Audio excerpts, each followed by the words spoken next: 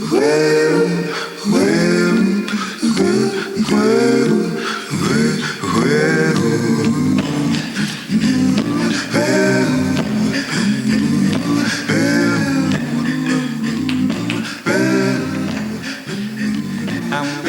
interview with Catherine Brooks for the Birmingham Civil Rights Institute's Oral History Project.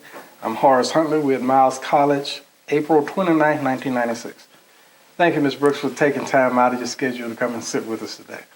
You're welcome. Just like to start by asking you some general questions about your background, your parents. Were your parents from Birmingham? Yes, and that's Catherine Burks Brooks. Catherine Burks Brooks, okay. Yeah. And that's important. That's important because, your classmates would say, Catherine Brooks, who was that? Yeah, so that's very important. So both of your parents were from Birmingham? Now, well, they were not originally from Birmingham, but they're originally from Alabama. They came out of Selma, not really Selma, but Sardis, Alabama. Okay. Right. Both were from Sardis? That's right. Okay. How many brothers and sisters? Yeah. One brother and 4 sisters. One brother and 4 sisters. He must have had a time. Oh, yes. And I was kind of like on the end. Oh, yeah. Well, the youngest girl. You're the youngest girl? That's right. And so I had to really fight. Okay. Well, that may then attribute, have something to do with your activities in the movement that we'll get to talk about a little bit later. Could have. I never really thought about that, but that could have, because the one that I was next to was something like 8 or 9 years older. And so they were just going to push me around. Okay, all right. But that didn't happen. Didn't happen. I can tell. So, you then were born here in Birmingham? Yes. Mm-hmm. Okay. Where did you start elementary school? Shields. Shields. Alberta Shields. Okay. In East Birmingham, what we call East Birmingham at the time. Okay. Mm-hmm. Tell me just a bit about your parents. Where did they go to school? And how much schooling did they have? Well, my father had virtually no schooling. Mm-hmm. They came, as I said, out of Sardis, and my mother went to the 3rd grade. Okay. And what kind of work did they do? My father worked for the Alabama byproduct. All right. Okay, and he was a machine operator. Okay. And my mother was a wool and silk presser. I see. So she worked inside and outside the house. Yes. She kept you guys, and then she... Okay, well, that's... So you had a hard-working family. Yes. Mm-hmm. Then, as you grew up, what do you remember about your neighborhood, the part of the neighborhood that you grew up in when you were in elementary school? Well, I remember that seemed as if we all cared about each other. Mm-hmm. It was a working, poor community. Right. But it was a working community. Yeah. And if my parents was not home, I knew where to go. Just a couple of doors down or next door to wait until my mother got off if I was, afraid to go in the house. And that was one thing that really kind of stuck with me, that we were seeing after each other. Mm-hmm. What kind of occupations did people have in the community? Most of the men, as I can remember, either worked for the Alabama byproduct, a Stockham Vale, and this was on Tallapoosa Street. And we say East Birmingham or Greenwood. With L&N, I think. Mm-hmm. Railroad. And L&N Railroad, McLeod's. What's McLeod's? Well, that was a factory. I don't know. I think they made pipes or something at McLeod's in Tarrant City. Oh, okay. Mm-hmm. Yeah, there are a lot of pipe factories out in the area, so that's probably what it was. Where did you go to high school? I went to high school at Parker. Parker High School. Oh, yes. Where is that? I've heard of that little school someplace. Little school at that time, we were I think was the largest black school in the country. That's right, the Thundering Herd. I think I've heard something about that. But we didn't pay much attention to you people. Oh. Were you active in extracurricular activities at Parker? Yes, I was in the band and a number of other clubs. As a matter of fact, I never forget Mr. Caswell used to call us his 3 blackies.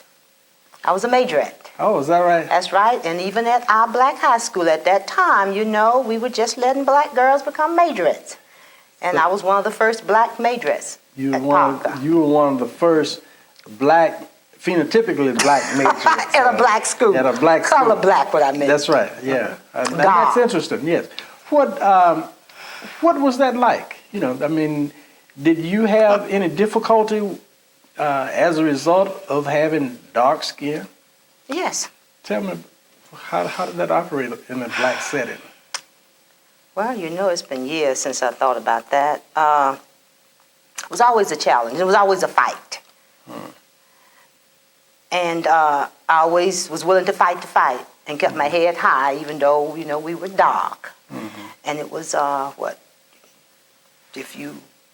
was a little saying that I think they used to say, If you're brown, stick around. yes, if you're brown, stick around. Now, if you're light first, if you're brown, stick around. If you're black, get back. It was something like that. Right. And so I was determined not to get back. If you're white, you're right. If you're white, you're right. That's right. If you're brown, stick around. If you're black, get back. Right. And so I was determined not to get back. So you put up a defense That's against that whole idea. I did. And I built a wall, which is a mess too, because you eventually have to tear it down.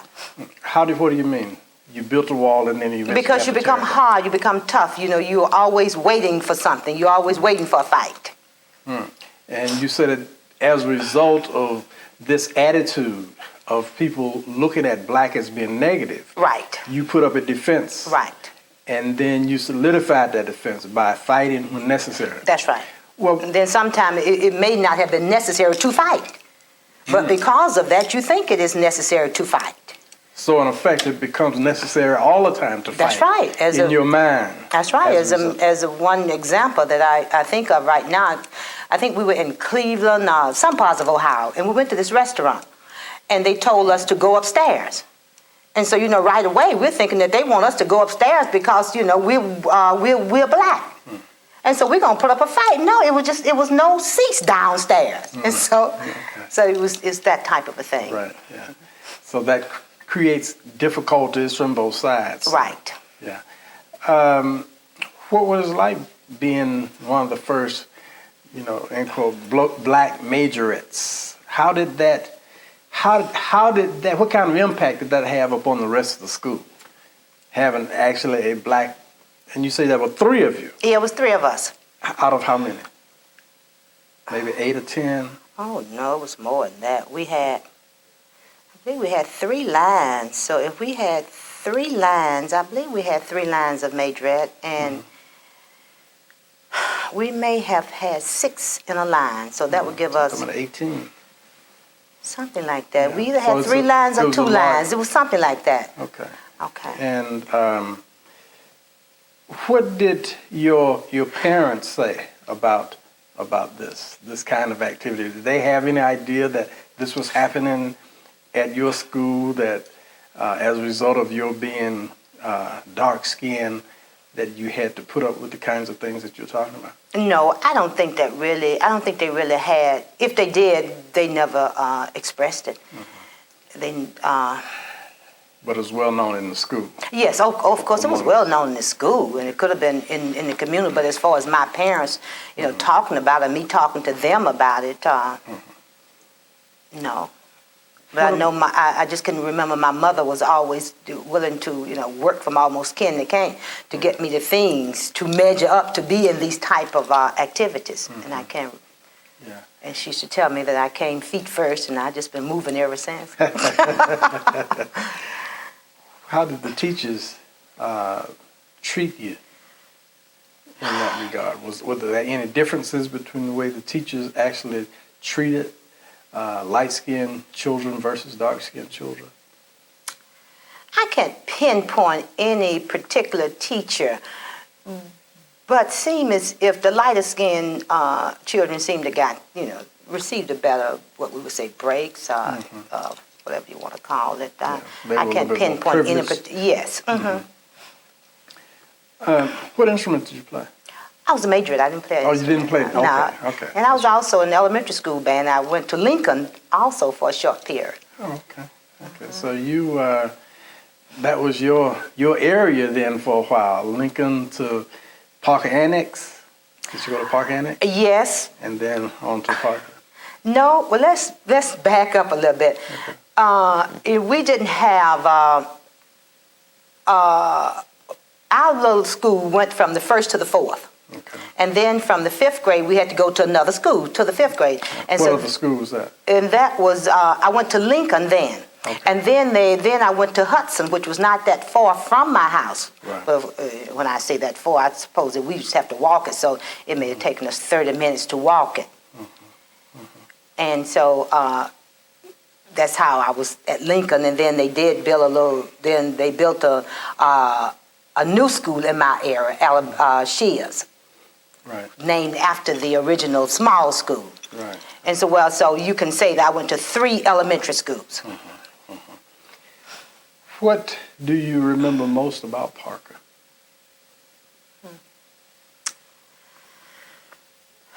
Well, we would say the band. I enjoyed the band.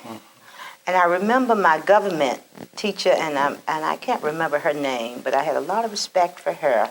And of course, that was in the 12th junior and 12th senior. One thing stuck with me. We did have Black history. And I learned here recently that we no longer have that in our school, which I think is a shame. And that was really helpful. And I remember Major Brown. He also taught me history, yes. He was very, very tough, and he was also the football coach. Right. That's right. And I remember once he threatened to pull the top of my hair out if I skipped a class once, and I never skipped another class. But I actually believed he was going to do that. Well, most people believe what Major Brown said at that time, I believe. Yes, he made a believer out of me. Absolutely. After you finished high school, what did you do? I went to Tennessee State in Nashville, Tennessee. Okay. Why did you decide to go to Tennessee State? Well, I had a girlfriend in the neighborhood, Joyce Parker, and Joyce was going to Tennessee State at that time. And I was thinking about a number of other schools, but I think that was probably one of my main reasons for deciding at Tennessee State, because she seemed to have loved it and was having a nice time. And and I wanted to get away from home, too. I wanted to go off. It would be independent. That's right. Yes, yes.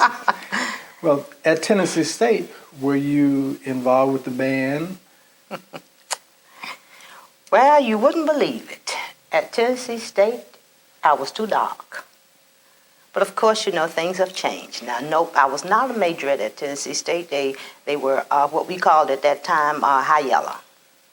And there were no dark majorettes at the time at Tennessee No. State. Did someone verbalize that to you, or was that just something that was understood? It was understood, but someone did later. One of my close girlfriends who was involved in the Freedom Ride with me, Lucretia Collins, which was a majorette also, but she was a little lighter. And we talk about it now. The majorettes actually selected the people who would come aboard? No, that was the band teacher. The band teacher decided. And as a matter of fact, I even had a letter from Mr. Caswell to the band instructor there. Well, that's interesting. We'll have to pursue that discussion some other time, because I had no idea we would get into this, but yeah. okay. Well, what about other activities at Tennessee State? I know you became involved. How did you get involved with the movement? Well, my boyfriend was involved with the movement. He had been trained, Curtis Murphy. He had been trained to participate in the sit-in movement. And so they was holding their meetings down near Fisk. And we always had a running thing with the girls at Fisk. And so I said, I just better go down here and see what's going on. And so that's how I got involved. So you become involved as a result of protecting your turf. I don't know if I put it that strongly, but... Well, tell me, what was your first involvement? My first involvement must have been at a sit-in there at one of the lunch counters. I think it was some hamburger place. I don't even remember. White Castle. I think it was a White Castle, something like that. How did that get started? What precipitated your desire to go and sit in at White Castle? Well, of course, we could not eat there, and they had been participating. They had been learning the nonviolent way of doing this, and I've been talking with him, and they were recruiting students to go. So he recruited you? Yes. To come. And were you trained, or did you simply go and sit in?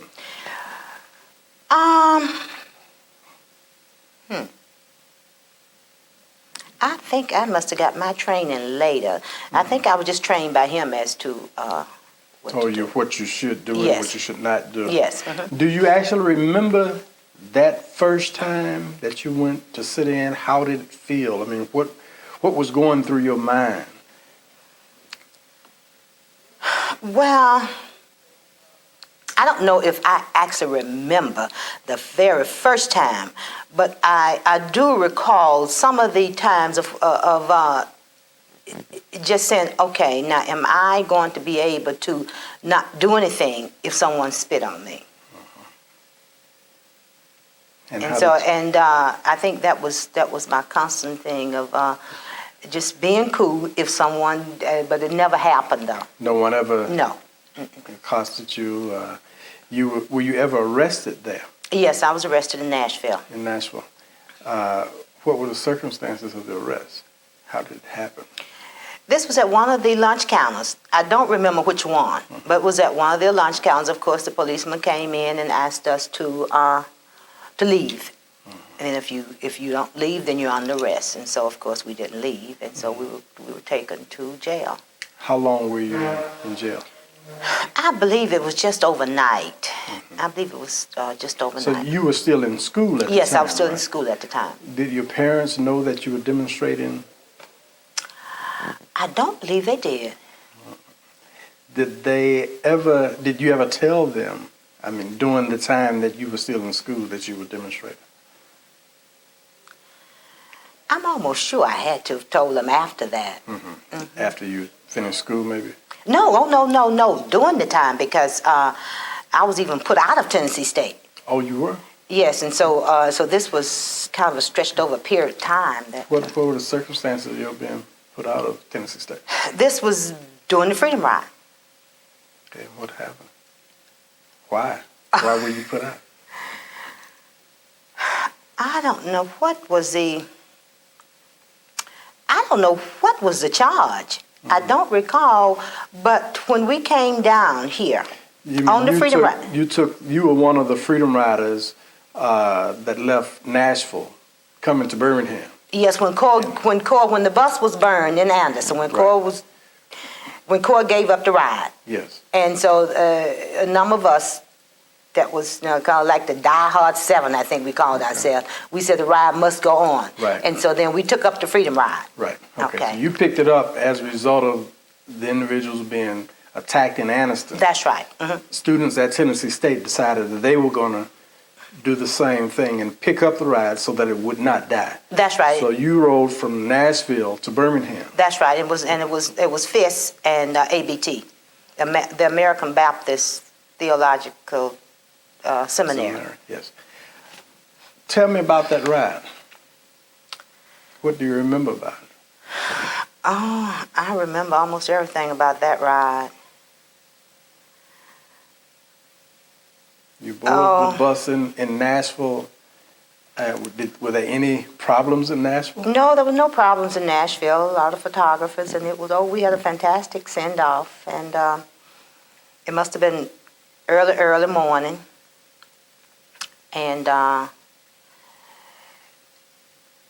fellow I eventually married came on that ride with us, and I think it was about 11 of us. All black? No, there were, I believe it was 3 whites, 1 white fellow, and 2 white girls, and they were attending FIS, I believe. They were attending FIS at the time? Yes, and the fellow, I'm not sure whether he was at FIS or Vanderbilt. He could have been at Peabody, one of those schools there. Were there any stops between Nashville and Birmingham? Yes, at the time, the police, they stopped us just before we got into Birmingham. And my husband, which was Paul Brooks, was taken off of the bus, and also the white fella, because they were sitting together, and they were taken to jail. They were arrested? Yeah, they were arrested. And this was this by Birmingham police or by state troopers? Do you remember? I don't remember whether it was state troopers or Birmingham. But this was before you got to Birmingham? Right. Okay. When you arrived in Birmingham, what was the reception?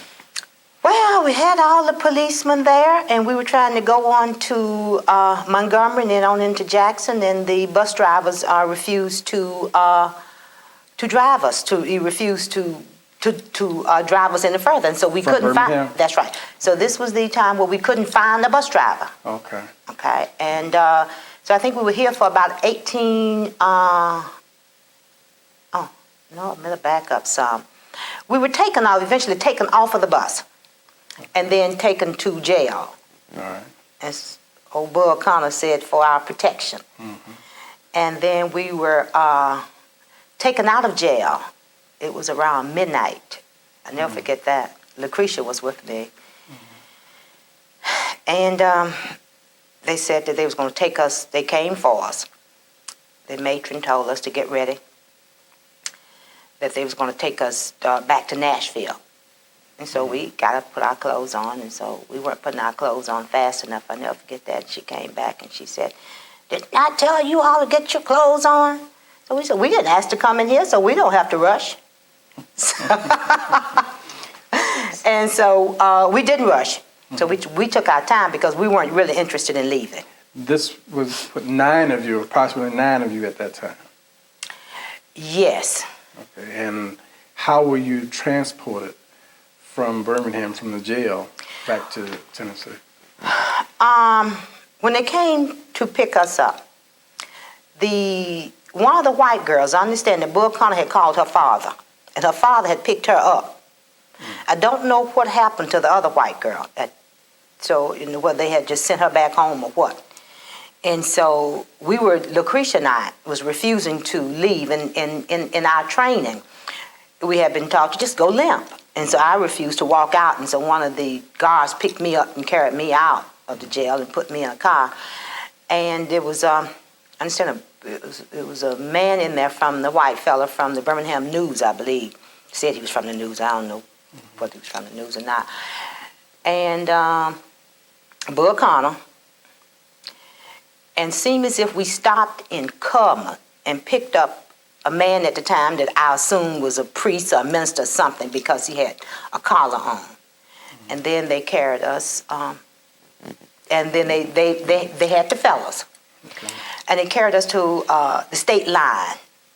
And the name of that little town is Atmore, Alabama, between Tennessee and Alabama. Okay. It's either Atmore or Atmore. Okay, Atmore. I know Atmore is south. So it must be Atmore then. Okay, maybe. Okay. Okay. I'm not familiar with that town. Well, there's a little town there right on the bridge. So they put you out there. That's right. Did the Tennessee officials pick you up? No. Mm-mm. Well, Bull Connor told us that where he put us out, he told us that was a bus station, and that we could get back to Nashville. And I told him we'll see him back in Birmingham by high noon. And at the time, we didn't know that was a warehouse. And of course, the place was not open. So, through being black, and I guess I'm a little older than you, so I don't know whether you were kind of taught this down the road or not. You've kind of always taught how to survive and where to find the black people. Mm-hmm. And it seemed as if we were always told that, go across the track. Mm-hmm. And some of the fellas left to find some black families. And they did, and understand that there was only 6 black families in that town. Mm-hmm. And so the Lord was really with us, and we did find one of those black families. So there were 5 or 6 of you? At that time, it had to been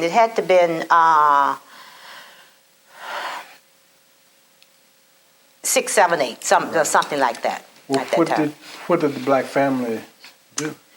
The man came to the door, and I could understand that now, and I understood it then. He was afraid to let us in because, it was, I guess it had all been on the news and everything. And at that time, of course, we thought the Klan was coming once, we found out that was not a bus station. And why would they just put us out right there? And so I had always been taught, to wake up the lady, and that she would probably, that her mother instincts and all this would probably take over.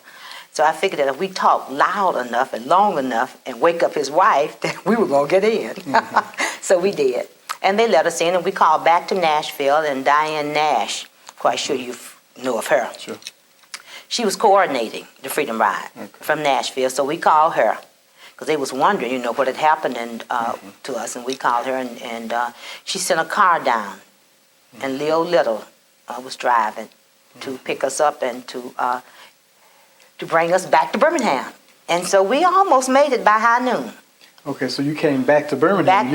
Oh, no, we didn't go back to Nashville. So when you came back to Birmingham, you attempted to get on the bus again, right? We went to Reverend Shellsworth. I can see Dr. Shellsworth now. Yes, we went to Reverend Shellsworth's house then, and so I think they did call my mother to let her know that that we were all right, and then they fed us. Okay. And then we went back to the bus station. I think that was when we were there for about 18 hours, waiting, trying to get a bus driver. Right. And I understand that was when, I think it was Bobby Kennedy called down here and told them to give us protection and give us a driver. So your mother didn't know that you were in Birmingham the night before then? You didn't call home? She knew that we were coming, but she didn't know what had happened to us. Okay. Because in order to leave school, school was still going on at the time. Right. And so backing up some, so we had to go to the dean of women to get permission. So you actually got permission to participate? To leave school, but we told her we weren't coming for permission, that we was coming to tell her what we were going to do. And so then, since we were going to tell her, so she figured out a way how we could do it. And so my mother invited Lucretia, which was from Georgia, to come and visit me.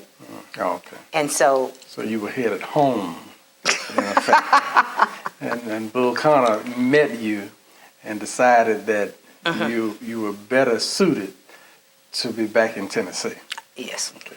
So upon your arrival back then in Birmingham, you were here for 18 hours.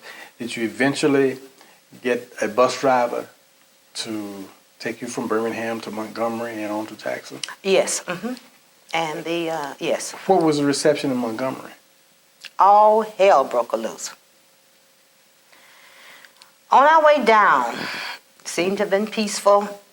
You had all the police protection. We had the helicopters flying over and all the protection. But when we got to Montgomery, all the protection left. And seemed as if there were just a few white people standing around at the time. And all of a sudden looked like hell just broke loose. I don't know where all of them came from. And they were angry. And they started in on the news photographer first. Newspaper, they started beating them. And then after that, they started after us, and that was when Jim Sword, I'm quite sure you've seen those pictures throughout the ages, and was beaten, blood running everywhere, and one of our congressmen now was with us on that bus, John Lewis, which is Congressman John Lewis now. Right. And they were trying to put the girls in a cab. And I remember seeing some of the fellas jump over, which at that time to me looked like it was a cliff, but it was a wall there at that bus station. Is this the footage that is shown on the Eyes on the Prize series? Could be. Yeah. There's a bus that was met in Montgomery, and they suggest the same thing, that the police were there, and all of a sudden they disappeared. Yes, that's it. So, but I know that you then you then were able to get the bus from Montgomery to Mississippi, right? To Oh, Jackson. no, there was a lot of action going on in between that time. All right. Tell me about that action that was going on. Well, what happened to the girls? Interesting question. Okay, as now, if there were two or three white girls. Now, one of them had been sent, her father had picked her up. And we got this cab. At that time, blacks and white could not ride in the same cab. Blacks would go in a black cab, whites go in a white cab, and so the cab driver was afraid. Mm-hmm. And so he was saying that he could not carry us together.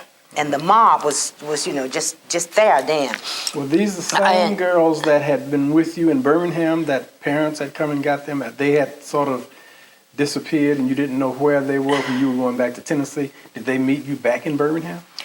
Now, there have been some people to join us in Birmingham. Okay. Now, and I think that these were some whites that came down to join us. Now, it may have been one of them, may have been with us that left from Nashville. But when Bull Connor carried us back to this little town on the state line, he did not take any of the white girls back, so they could have been just left there. But at any rate, when we got to Montgomery and this cab driver was refusing to let these two whites in, but eventually this was a black cab driver. A black cab driver, and he was afraid. He was afraid. As a matter of fact, when he did get in, he was going to get out, and I told him, "Get out, I'll drive." But then when I looked down, it was a stick shift, and I could not drive a stick shift. Did he get out and No, he was not. No, I told him to get out. I would drive. Okay. But then I could not drive a stick shift, so we pleaded with him to stay in and to just take us to a black community, just any black community, and then we would get out. And so he did. And then what did you do when you went to the black community? We went to the black community, and we called, we made some phone calls to let them know. I think we called back to Nashville to let them know where we were and that we were safe. And then we stayed there, and the area that we was in, the people fed us, and eventually someone picked us up and carried us. I forget the name of the fellow's house that we all ended up. And so then we ended up there in the church, which was, I don't know if that was the same night or the next night, when they had to call in the reserve. Yeah, right. When they was going to attack the church. Yes, okay. Okay. So then were you, from the church, did you go back and eventually get to Jackson, Mississippi? From the church, a number of us had some tests to take back at Tennessee State. So I was one of the ones who had to, we were still in school, remember, this was toward the end of May. And so I went back to Tennessee State to take some final exam. This is in what, 61? Yes. 61, okay. And then some of the group went on to Jackson. Okay. As a matter of fact, Lucretia went on to Jackson because she had finished her test. As a matter of fact, she was graduating. So at that next month, and after I finished my test, then that's when I then went on the second Freedom Ride, straight on into Jackson. What was your reception when you arrived in Jackson? Captain Ray, I'll never forget his name. Captain Ray. Captain Ray. Captain Ray arrested all of us on the spot.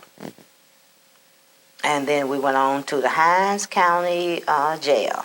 And then from Hinds County jail, we went to Parchment Penitentiary. Oh, you spent time at Parchment. At Parchment Penitentiary. Never will forget that. I can't stand bugs today because of Parchment Penitentiary. Tell me about Parchment. I've heard of Parchment. What was it like to be incarcerated, and how long were you there?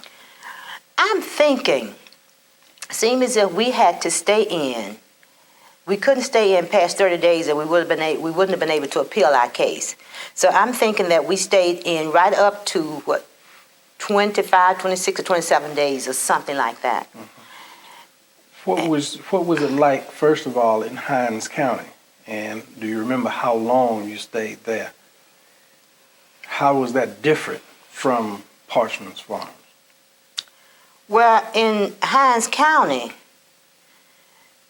we were in a large, kind of like a large room, and it must have been 5 or 6 of us maybe might have been in that room. At least 4. And the fellas was upstairs now, and they used to sing to us at night. We sang to them, and so then there was bars kind of like around the whole cell. But now in the penitentiary, then there was 2 of us in the room, bunk bed, and so in a cell like. So we were locked down there both places, but the penitentiary was a little different, a little colder too. Tell me about that. What kind? I've heard that during the summer they would turn the heat up, and during the winter they would turn the heat off. Well, this was summer. Okay. This was summer, and my memories of of Parchment were first leaving Hinds County, going to Parchment. We were in the old truck, the back of an old truck, and I can remember that terrible ride. And I don't know how far it was at the time, but it seemed as if we was going to never get there. We were just almost packed in like cattle. It was so many of us in this truck. Some was standing, and some of us was trying to root in together. So the truck was packed. The truck was packed. The truck was packed. So it was more than just the Freedom Riders, or was it? It must have been. It must have been other blacks on there too. Of course, there was no whites in there with us. So it must have been other. So when we got there, I don't know why we had flip-flops on. Maybe, I don't know why we had flip-flops, 'cause I didn't leave Nashville with flip-flops on, but they took those.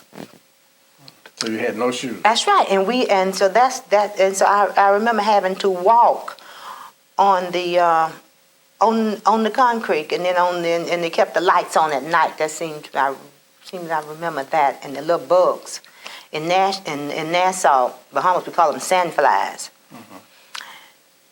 And so it could have been some type of sandfly, just some type of little bug that can come through the screen. And so that was your most terrible vivid. remember, yes, of that. And then we hadn't washed our hair in I don't know how long, and so, and even we should cover up at night with the sheet, and it seems as if the bugs would still get in the sheet with us. And I remember that. And then one thing too, I remember, it looked like it was a governor's birthday or something, and they gave us cake, and it was real salty. I remember. I hadn't thought about that. So they added salt to the cake. Yes. Okay. Did you do any work? Did they make you work? No, we didn't do any work.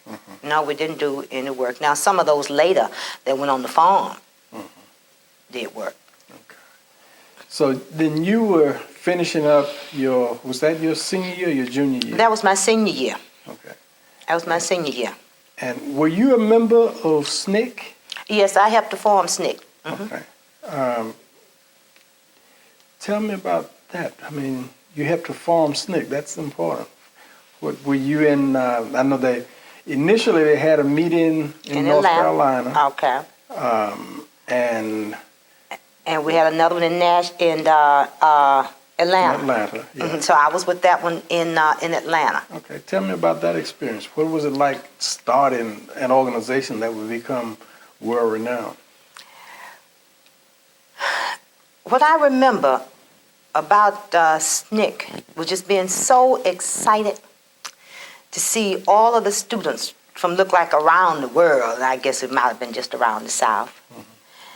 And the changes. Black and white students? Yes, black and white students. And the changes that we were going to make. And our philosophy and the philosophy of the adult group then at that time. That was a group with NCLC, Dr. King's organization. And it was just how that we were going to change the situations for the blacks. Mm-hmm. So that was a real urgency. Yes. Oh, yes. For change. Mm-hmm. And being young at the time, you felt that you could change the Oh, yes. world. Oh, yes. We could change it overnight. How was the chemistry between the younger people of SCLC and those older folk in SCLC? Well, we had more contact at that time with the Nashville adult. Okay. That was Dr. Callie Smith. And this SCLC at that time was not. They were just getting started, so we didn't really have that much contact at that early part with them. Our strong contact was with the Nashville movement, adult movement that became a part of SCLC, and so they didn't want us to get hurt, of course, and they wanted us to just move a little slower. And, of course, we were ready to go there because we were going to do it overnight. Right. And we used to call a meeting and would meet early in the morning because we knew a lot of them was not going to get up and come to the meeting. And we'd be done past things. But I can remember, look like C.T. Vivian, of course, was there at the time. And he was just, he was going to change right with us overnight. Mm-hmm. Did James Forman have any, was he involved in that part of the struggle that you were involved in? You talking about with CORE? With, the one that came with Snick? Right. No. Okay. No, he was not involved at that time. Mm-hmm. Now, he came on maybe a year or so later. How we met him is we went to Chicago, and this was after I got out of jail in Mississippi. Went through Nashville and picked up some of my things and sent the rest of them on back to my mother here in Birmingham. And we went to Chicago to raise money. And he was involved then with the Fayetteville, I think it was Fayetteville, Tennessee, Arkansas, or something like North that. Carolina. It was someplace in there. He was involved with that. And so then some of us thought that he would do well with Snick at that time, and so. So y'all sort of recruited him. Yes. To come with Snick. Well, how long did you work with Snick? Now I got married also during that time, and so we was with Snick and Dr. King's movement because Snick didn't have any money, right. And so the adult group had the money. Not that was with the adult group because they had the money, but they could to support the programs. Right.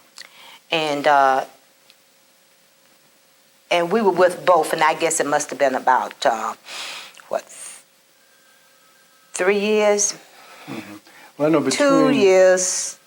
Maybe 2 years, 2 to 3 years. Yeah, you were organized. Snick was organized in 1960, and then in '61, of course, the Freedom Rides came through, and Snick had recruited students to go into Mississippi, in '62, '63, '64, particularly with the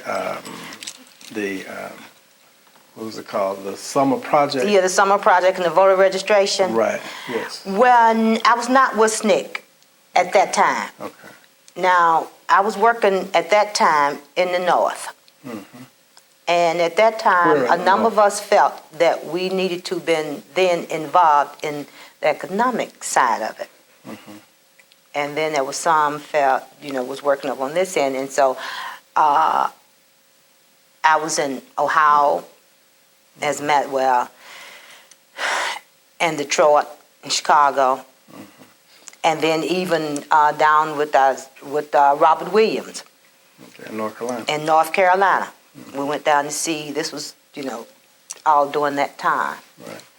And Robert Williams being the president of the Monroe, North Carolina branch of the NAACP, That's right. believed in the necessity to defend oneself. That's right. And he got in trouble with the national NAACP as a result of that. Were you involved with him at that particular time? When you say involved with him at that particular time, we were down there. Okay. So you were going from different places, assisting people with different kinds of things that they were That's doing. right. That's right. He asked for help. Okay. And Dr. King, at that time, Paul Brooks, which we got married at out of Robert's house. Okay. Okay. And so he was asking for help. And so Paul went to Dr. King and asked him if he could go down and see what was going on down there. And so that's how a number of us then went down there to help Robert. And so as a matter of fact, we were down there when he had to leave the country. Okay. When he was accused of kidnapping this couple. Yeah. That's very interesting because, of course, at that particular time, the movement is sort of escalating. It's becoming more That's aggressive. right. And we are really skipping around here now too. Yes, yes. In terms of how that whole process was going, in 1960, the emphasis was nonviolent direct action. 1960, 61, 62. When in Monroe, North Carolina, with Robert Williams, it obviously was a situation where he had made a decision that he was going to defend himself and the community. That created a problem in that organization anyway. And then he had to leave North Carolina. Were you guys there when he actually left, when he had to? Yes, but backing up some, before that, there were nonviolent demonstrations. And his group was protecting the nonviolent demonstrators, yes. And so we were there when he, during that ride. And as a matter of fact, I think that was my second time of being afraid when I called Dr. Kelly Miller Smith to tell him at that time what was going on and that they need to get someone in there because we were down under the bed, as a matter of fact, because there was a lot of shooting going on. What was the first time that you were afraid? You said that was the second time. Well, I think I was a little afraid when Bull Connor, when we found out that was not a bus station, that was a warehouse. They dropped you off. Huh? Were you involved in any of the demonstrations in Birmingham? Yes. During the April-May 1963, were you here? No, my time was before that. Okay. And this had to have been, as a matter of fact, I called my brother the other day to ask him because I was talking with a lady and she couldn't pinpoint the year I was talking about. And this was before we came in here on the Freedom Ride. So this had to be 59 or 60. I was arrested at Lummer's. And my brother, Lewis Burks, was the lookout. What were you arrested for? Sitting in at the lunch counter. You and a number of others? No. Or were you alone? I don't know if there were a number of others at that lunch counter, but then I'm thinking that there was a number of places that we were going into that particular day. So now I think I was just sent into Lummer's. Was this as a result of the Alabama Christian movement? Yes. Okay, Reverend Shuttlesworth. Reverend Shuttlesworth. Okay. And you were arrested? Yeah, right. And we went through trial. And how long were you? You remember how long you were in jail at that time? I'm thinking it was overnight. Okay. I'm thinking it was overnight. Right. Well, I think we've talked about probably up to 1963, 64 or so. What happens after that period that you so actively involved with Snick and SCLC? What happened? And how does that period of your life end? I mean, do you simply drop out of the movement? Do you, now that you are living up north, you simply go back and you get a job? Or what's the process here now? What happens? Well, no, we don't drop out. We move on. My husband at that time, as I said, we got married in a little town called Lancaster, I believe, South Carolina. As a matter of fact, they have on my marriage certificate white. They had to cross it out and put colored on there because when he called in, he'd been out of East St. Louis. I guess he sounded like he was white. But we felt that we needed a financial base. And then we went looking into ways that we could make money, raise money. And so he invented the Afro pick. And then he went into business. And so that's then we... You moved on to... Yes, we moved on to that and trying to get the business off the ground, training blacks, attending meetings, and reprogramming. So you then decided that, you mentioned earlier, that some people continued in the vein that they were going, but you saw there was a necessity for developing something economic. Right. Were you successful in doing that? In terms of developing something that will be long lasting? And I know if you developed the Afro pick, that meant something, pretty substantial. It was at the time. It is not, of course, we are not producing it now. As a matter of fact, it was virtually taken. But we made money from it. We put a number of people to work, a number of spin-off people, a number of people that worked with us saw what they could do on their own.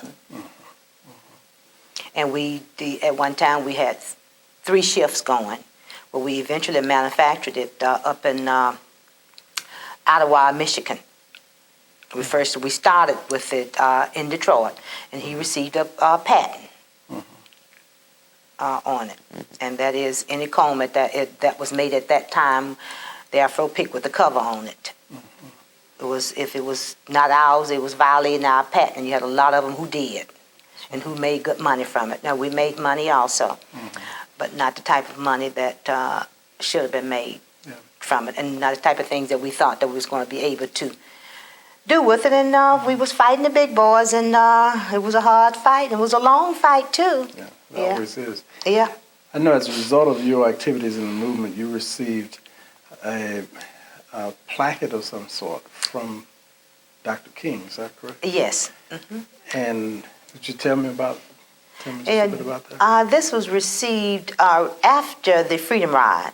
Dr. King had a meeting for us, and this was the students who participated in the Freedom Ride, and I think it was maybe from all of throughout the South. I don't remember right now, but this was in Nashville, I remember. It looked like it was at the Grand Ole Opry. As a matter of fact, Mary McKeever was there. And we all received a $500 scholarship. So that's what I ended up finishing Tennessee State on. Well, you've had quite an eventful life in relationship to the movement. Is there anything that we have not covered that you would just like to mention or talk about? Because people will view this from time to time. No, I can't come up with anything, not right offhand. That I think we just about hit all of it. Okay, well, I just want to thank you for taking time out of your schedule to come and sit and talk with us, because you've really enlightened us in relationship to the Freedom Rides and your activity. And at some later date, we may want to sit down and talk with you again. All right. Thank you very much. You're welcome.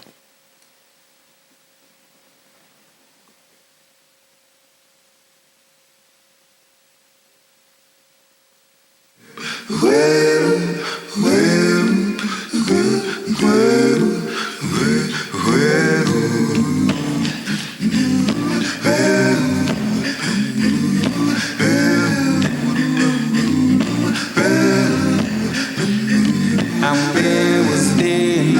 was night. And day was dark and there was light. There was the earth, there was the sky.